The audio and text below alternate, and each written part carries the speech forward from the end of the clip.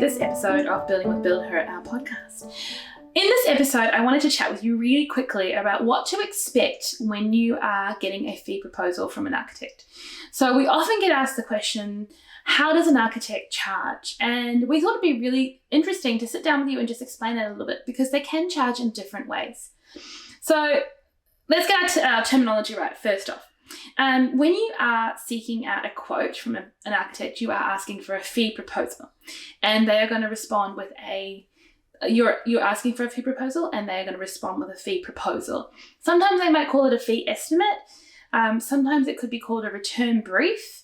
And there's kind of a little bit of a distinction as to why they use the different types of documents. So a fee estimate is not necessarily cut in stone, or it's not a fixed price.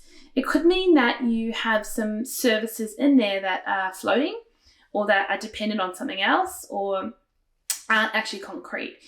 And that's totally fine. So when you're asking for your fee proposal, an architect may look at your job and they're going to try to understand, what are you actually trying to build? So as much information as you can give them, the better. We do have an architect's brief, which we give to our BuildHers to use, because we believe when you give a defined set of information and a clear document with a brief to a designer, they're automatically understanding your job a little bit more. And when you're very brief and, I'm just looking for a quote to build me a house, but you don't say what's included in that, there's so much room for error and float in that fee, because there's so much undefined. So a document that sets the tone for all the designers would be great, because then you know you're getting prices that are roughly aligned with the same scope of works. So they're going to look at your job and they're really determining a scope of works, and they're working out how much is it going to cost them to do that job for you.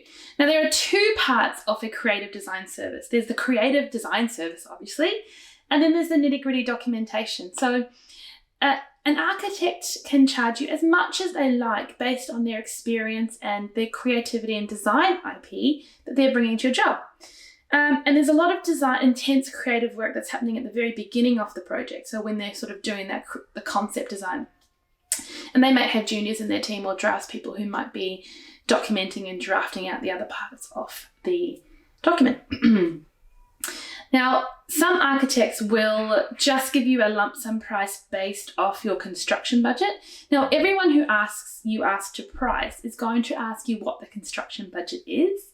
And you want to make sure you give them that budget, excluding fees and other costs and authorities and permits and contingencies. You want them to have the neat construction budget.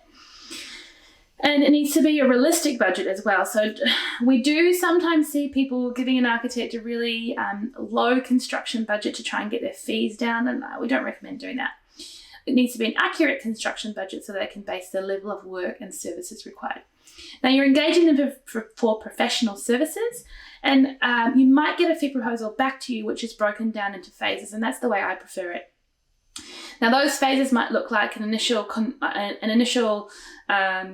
briefing stage. They might then be coming out to do a site measure and just getting a lay of the land and looking at the refurbishment or looking at the site. Then they'll move into the next stage, which will be a conceptual stage. Then they might have a design development or a working drawing stage where they're doing more documentation. And at the end of the fee, they might have a contract admin stage, where they can actually liaise with the builder on your behalf and manage the build for you on your behalf. And you could engage them for up to different stages. You don't always have to engage an architect for the full scope of the fee. An example of that might be you've just moved into a property and you really want to understand what the conceptual options are for you. Could you extend here? Can you renovate there? It's something that we help our builders with all the time, but it really helps to get a designer in to really work through those issues, but there is a fee involved.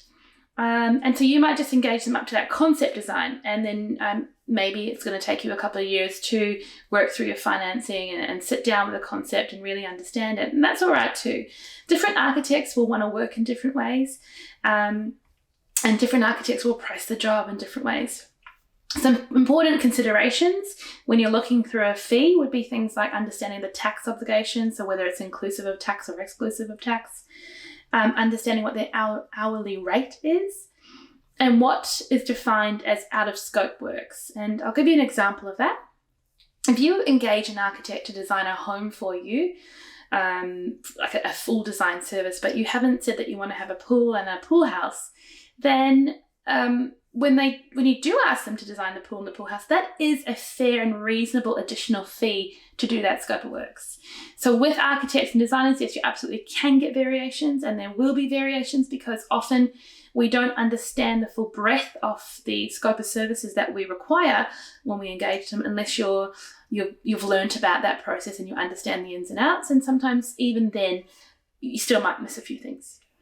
Now, there are sub-consultants, and you may engage an architect to hire and manage a sub-consultants, or as we teach in BuildHer and DevelopHer in our courses, that you can actually manage a sub-consultant yourself, and you can save a lot of money doing that. So there are lots of different ways that an architect or design service will give you a fee proposal. It is great to be able to have an open conversation about the fee and about what's included in, and make sure you really truly understand what service you are buying from them.